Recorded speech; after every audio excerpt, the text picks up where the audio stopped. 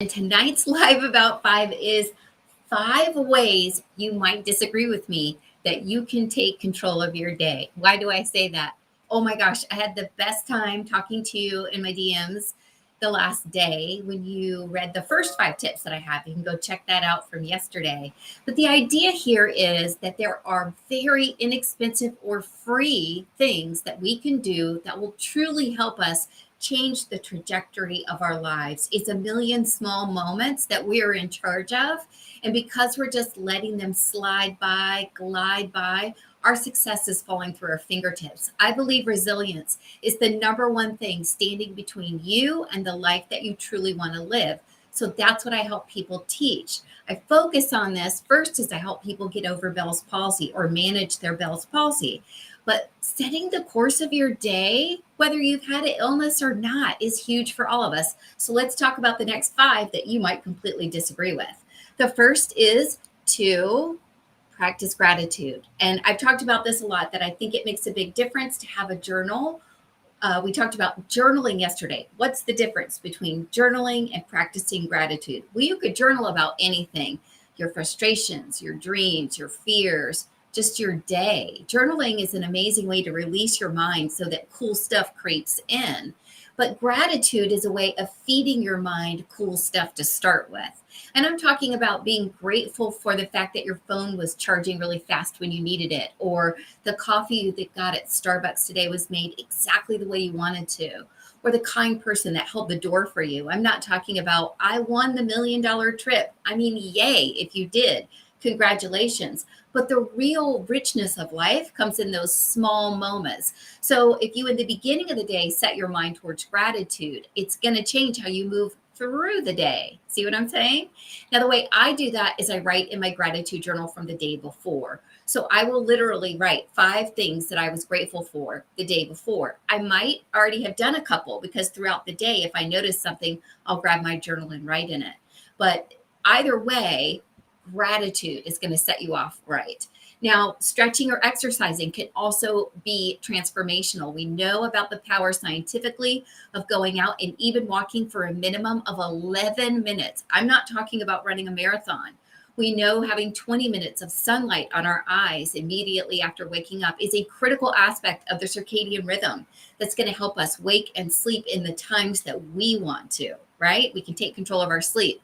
But if you're going to stretch or exercise first thing every morning in that first hour that you're awake, your body's different the whole day. And when your body is different, your mind can work at its most optimal standards. I recommend going on YouTube and just finding someone you love. I have someone I follow for face yoga, someone I follow for regular yoga, and someone I follow for arm workouts, because your girl is in her 50s and these arms, as my trainer once said, I've got to work on my hello dollies. Hello, dolly, which I've done and I continue to do, but just something small. It doesn't have to be big. If it's big, you won't be able to maintain it. All 10 suggestions that I give you, you should be able to fit that into it. An hour would be generous. This is short and sweet for each thing. Next is to eat a nutritious breakfast. If you're fasting, you can ignore this. But if you're fasting, there are going to be other requirements, right? Like making sure you're getting all that liquid in that you want to get in every day. But if you are taking the time and the focus to eat breakfast, make it high protein and give yourself something to look forward to with your breakfast. We have a million options. I am ridiculously happy about my oatmeal. Again, your girl's in your 50s. But I love my oatmeal with fruit. It's something that I started when I started my 14-day reset, where I'm getting healthy and I'm getting down to my actual goal weight in life, which is amazing at this age and time of my life. I feel better than I felt in my 30s or my 40s. Amen. But that oatmeal is actually what I eat when I break my fast around 11:30 or 12. I choose an 8-hour eating window. So when I choose my breakfast, sometimes that means I have it at noon, but that's still, to me, my breakfast. So pick something that not only is nutritious, that will set you up for success, that will give your brain what you need, because your body needs fuel, right? Make sure that it's something that you think, I can't believe I get to have this. I'm so excited, because we have control over that. I don't know if you guys know this, but we buy the stuff that's in our kitchens that we then look at and resent for being what we bought. I mean, I don't know why I bought red roasted tomatoes in a can 2 years ago, but I'm sure going to make sure I figure out how to cook them this week. So Put something in that pantry, put something in that fridge that really lights your heart on fire. Next is to plan your day. This is part of my Monday mischief protocol. And it's just saying you need to know what you're going to be doing in the day. And this can be broad strokes, but I'm telling you, if you let the day just happen to you and you're not on vacation, you're going to have hard times getting traction on your goals. In order to get traction and really move towards what you want, you've got to be strategic and you've got to have the hard skills that you need to cross that finish line. The soft skills are what might be tripping you up. And that's where I come in. That's why I teach resilience. But you've got to plan your day. It could be as easy as I have an hour on content, an hour on coaching, an hour on physical fitness, an hour to relax and do nothing, an hour to be able to do my emails, an hour to do reach outs, however you want to do it. But decide how much time you have. Maybe you make each of those 15-minute increments because you just don't have that much time. But whatever it is, know what your plan is, because how will you know if you did what you thought you should do to move yourself forward, right? If you're on a diet, what is your eating plan for the day? Do you have the food that you need in your home? Do you not have the food that you should not be eating in your home? Set yourself up for success. And last but not least are supplements. If you supplement in the morning, make sure you don't skip this. You'll feel it all day. I personally do two things every morning, and one is my 1 ounce of drink that I take, and I've taken since 2017.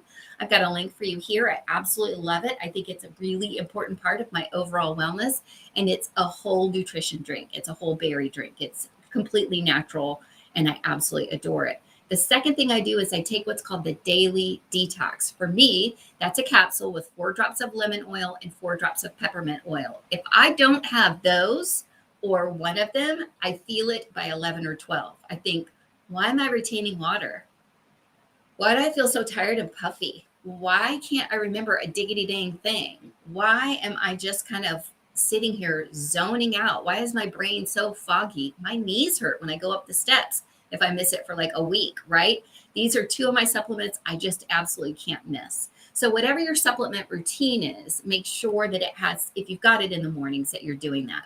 So those are 5 things that you might disagree with. I know yesterday the big brouhaha is that I said, don't look at your phone right when you wake up. Give yourself time, even if it's 30 minutes, even if it's 15 minutes, to do some of these. Think about how easy it would be. Wake up a little bit early, make sure you get hydrated, you take your supplements, you know what your day's going to be like, you've got your breakfast at hand, you're moving your body for a few minutes. How easy is that? You can do it. And I'm telling you, do it for 7 days and you'll see a difference. I hope tonight's been helpful. I can't wait to see you back here tomorrow live around 5. In May, we're focusing on mental health. And part of that is how to take control of your day. If any of you have been through trauma or illness, you know that mental health is at least 50% of the game of getting better. So we've got to drill down on those soft skills so that when the time comes, we're ready to take on